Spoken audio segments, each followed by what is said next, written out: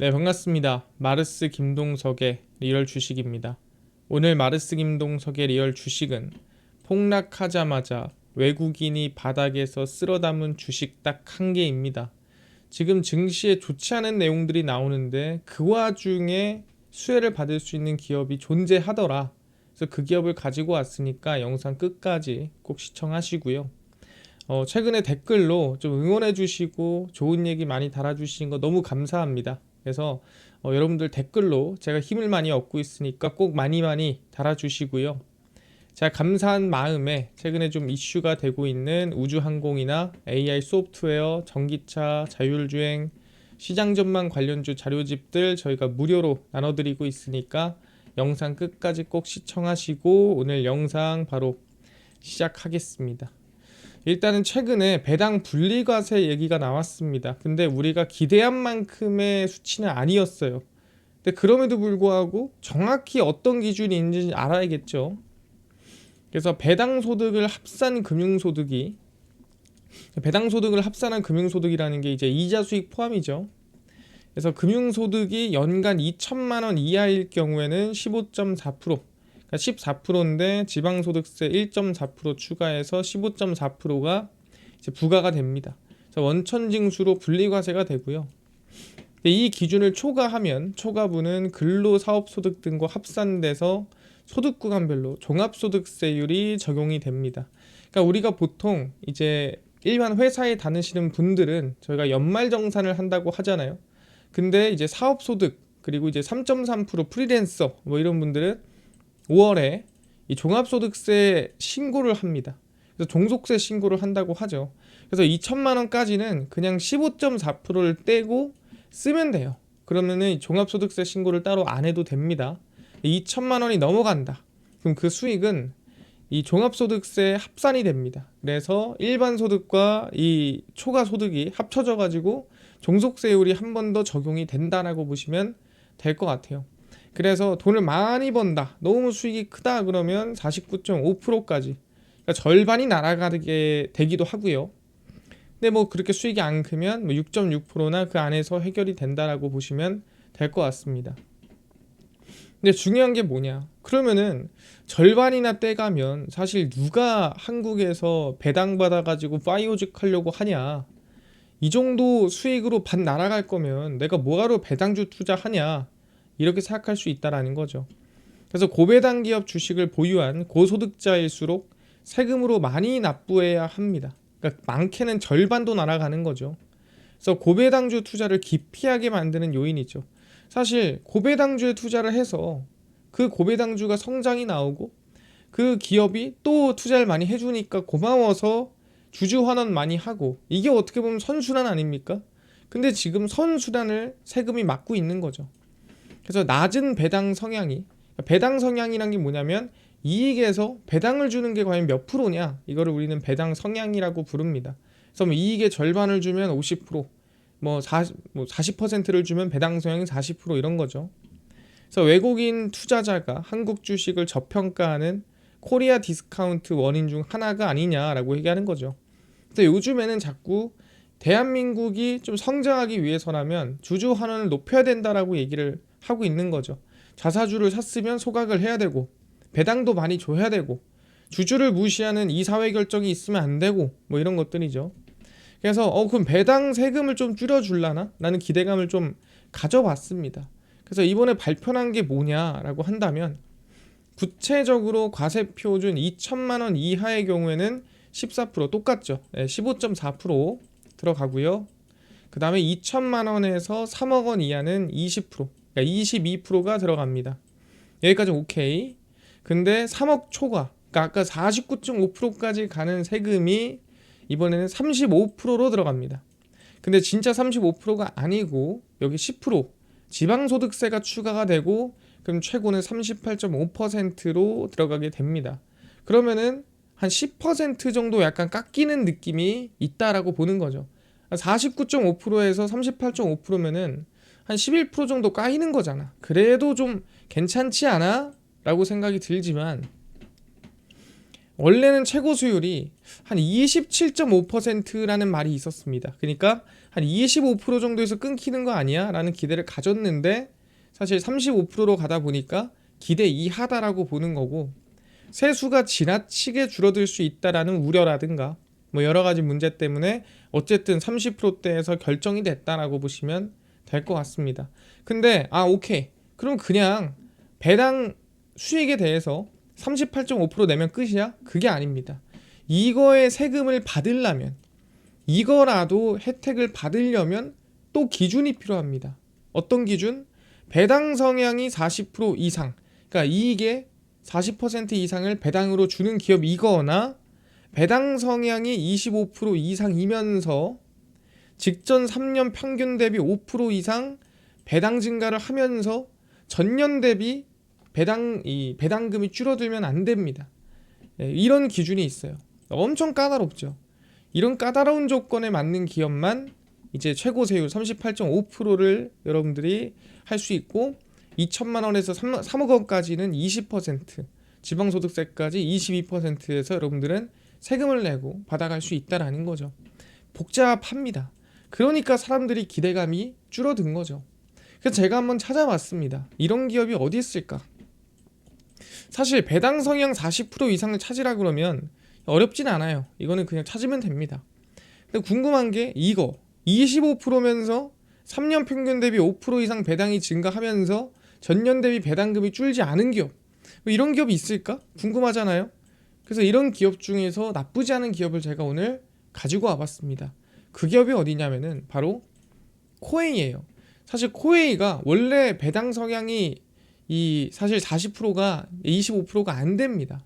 원래 안 됐는데 올해 코웨이가 이 주주 환원율을 40%로 올리다 보니까 배당 성향이 25% 이상으로 올라온 거죠. 그래서 보시면은 배당 성향이 원래 20% 얼마 안 됐어요. 그러다가 올라온 겁니다. 왜냐면 이 주주 환원율을 40%로 올리겠다라고 얘기를 해서. 그래서 주주 배당금 같은 경우에도 크게 올랐죠. 그러다 보니까 코웨이는 방금 전에 얘기한 기준들을 통과한다라고 얘기를 하는 겁니다. 아까 배당 성향 40%는 통과를 못하지만 배당 성향 25%에 3년 평균 배당금의 5% 이상 성장에 전년 대비 배당금 성장까지 하면은 해당되는 기업이 코웨이더라. 그러면 그 복잡하고 그 어려운, 어떻게 보면 조금 쉽지 않은 그 기준을 통과하는 기업이니까 사람들이 실망을 했어도 그래도 이 기업만큼은 기대감이 아직 살아있다라고 우린 보는 게 맞다라는 거죠. 근데 그냥 여기에 통과됐다고 해서, 이 걸음망에 걸러졌다고 해서 그냥 코웨이가 성장한다, 올라간다, 뭐 이렇게 얘기할 수는 없다라는 거죠. 제가 항상 얘기했지만 코웨이는 지금부터 실적이 조금 더 성장세나 우상향이 나올 가능성이 크다. 과거에 사실 고배당주였거든요, 코웨이가. 근데 이제 배당이 확 줄었다가 최근 들어서 다시 성장하고 있기 때문에 오히려 저는 기대감이 크다라고 보고 있는 겁니다. 그래서 보시면은 코웨이가 주주 환원율을 40%로 끌어올렸습니다. 코웨이는 지난 3월 정기 주주총회를 통해 중장기 주주 환원 확대 정책의 일환으로 자사주 약 65만 주를 소각했습니다. 그러니까 사실 주주한테 좀 긍정적으로 보일 수 있는 건 다 하고 있어요. 향후 자사주 매입 소각을 지속 실시하며 총 주주 환원율을 20%에서 40%로 대폭 상향했습니다. 과거에는 얘네가 70%까지도 갔어요. 그 정도로 높은 고배당 기업이었습니다. 근데 이제 인수합병되고 하면서 확 줄었다가 다시 이 주주 환원율을 40%로 현재 끌어올리고 있는 모습이라고 보시면 될 것 같고요. 코웨이는 넷마블 그룹 편입 후 핵심 사업과 미래 성장 동력 확보를 위한 투자 강화와 약 20%까지 주주환원 수준을 축소했습니다. 그러니까 먹고 살아야 되니까 일단은 지금 성장해야 되니까 우리 투자하는데 돈 더 쓰고 주주환원 나중에 하자라고 했던 거예요. 그래서 주주환원율을 확 낮췄는데, 사실 그 당시에는 코웨이를 내가 주주환원을 안 받고 배당을 안 받고 고배당주여서 기대감이 컸었는데 안 줘? 왜 들고 있어 내가? 라는 생각이 컸어요 그 당시에. 그러다 보니까 주가가 좀 많이 하락하고 빠졌거든요. 근데 이제 그럴 만한 이유가 얘기했던 대로 주주 환원이 70% 수준이었다 라고 얘기를 했고, 근데 최근 들어서 이 40%로 올라오면서 이 당시의 기업 가치까지 회복이 됐고요. 실적도 지속적인 성장이 좀 기대가 됩니다. 그러다 보니까 충분히 이때 기업 가치를 회복했고 앞으로 실적이 조금 더 오를 수 있고 이번에 배당 분리과세에 대한 수혜까지 받는다면 이건 긍정적인 기업인데 라고 보는 거예요. 그러니까 배당 분리과세는 오히려 굴러들어온 돌이다라고 보시면 됩니다. 생각보다 가만히 있었는데 복이 굴러 들어왔네? 생각을 하는 거죠. 원래는 그런 것도 없었는데 근데 그 복잡한 기준을 코웨이가 맞게 됐다라고 보면 될 것 같습니다. 그렇네. 근데 중요한 게 코웨이가 왜 성장하고 또 얼마나 성장하는지 궁금하잖아요. 그래서 코웨이가 지금 매출이 5조가 기대가 됩니다. 매출이 작년에 4조 넘자 이랬는데 4조 넘었죠. 네, 올해는 또 5조 넘자 이러고 있습니다. 미국의 관세 정책 등 대외 불확실성 확대에도 코웨이가 올해 2분기 긍정적인 실적이 나오지 않겠냐라는 기대감이 나와주고 있습니다. 그래서 올해 1분기 해외 법인의 렌탈 계정 수가 전년 동기 대비 한 11% 정도 증가를 했고 약 390만 계정으로 집계가 됐습니다. 그래서 생각보다 해외 사업이 상당히 잘 나갑니다. 근데 이게 오랫동안 준비한 기업이기 때문에 해외 사업이 잘 나갈 수밖에 없지 않나라고 생각이 들고요. 특히 이제 말레이시아 법인의 1분기 총 렌탈 계정 수가 331만으로 전년 동기 대비 8.7% 증가했습니다. 그러니까 말레이시아에서 코웨이가 사실 정말 잘 나가요. 말레이 법인은 올 1분기의 매출이 3,289억 원입니다. 말레이시아가. 자, 얘기했지만 코웨이가 지금 매출이 총 얼마? 4조라고 했습니다. 4조짜리에서 1분기 매출이 3,289억 원이다. 그럼 얘네의 거의 4분의 1에서 많게는 3분의 1의 매출을 책임지는 게 말레이시아라고 볼 수가 있는 거예요. 영업이익이 514억 원을 거뒀으며 전년 동기 대비 매출과 영업이익이 22% 10% 증가했습니다. 그러니까 정말 잘 나가고 있는 거예요. 말레이시아에서 코웨이가 너무 잘 나간다. 근데 얼마나 잘 나가는지 알아보고 싶잖아요. 이뿐만 아니라 동남아 자체에서 코웨이가 잘 나가고 있습니다. 그래서 보시면 2020년에 한 289억 원에 불과했던 태국 법인의 매출은 지난해 말 대략 한 1257억 원으로 한 4배 증가했고요.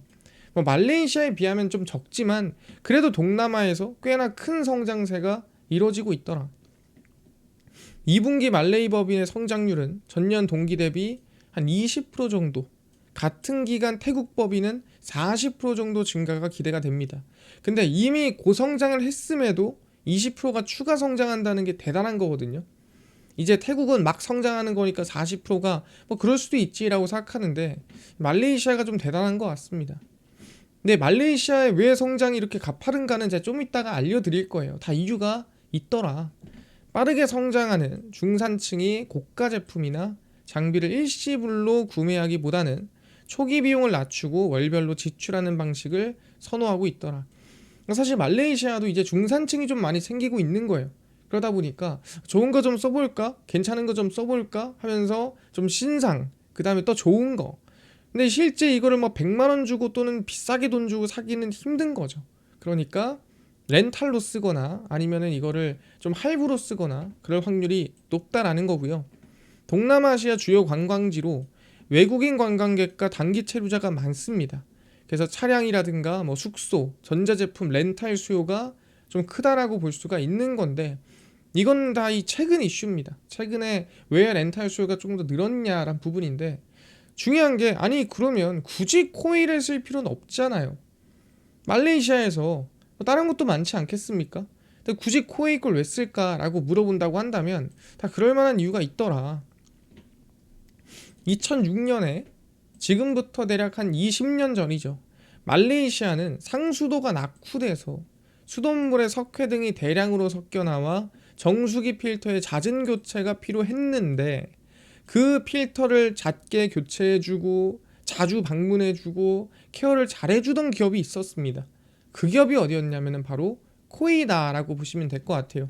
그래서 코웨이가 2006년 말레이시아에 진출을 하고 나서 정수기, 공기도 안 좋아 공기청정기 렌탈 시장을 개척했는데 거기는 코디라고 하죠. 이 필터 갈아주고 방문해주고 하는 코디가 참 잘해줬습니다.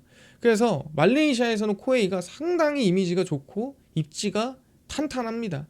그래서 코웨이는 말레이시아를 비롯해서 동남아의 렌탈 구매와 케어 서비스의 편리함을 전파한 기업이에요.